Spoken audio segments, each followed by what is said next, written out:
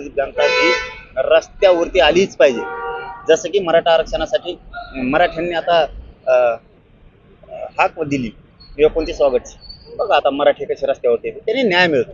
हे चिरगुटचाटे आंदोलन करून त्यांनी काय समाजाला न्याय मिळत नसतो. आंदोलन करावं. आता isakal.com आहे देशातील नंबर 1 ची मराठी न्यूज वेबसाईट.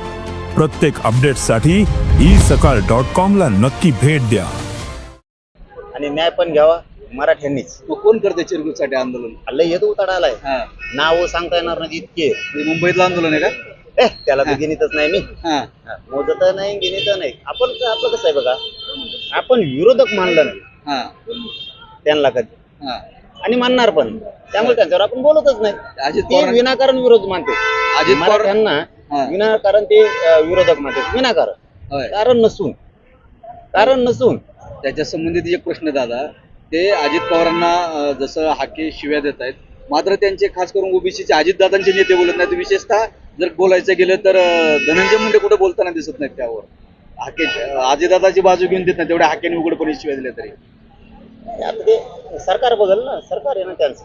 आमचा विषय काय की मी पुन्हा तेच सांगतो, त्यांनी आम्हाला विरोधक मानलंय कारण नसतं.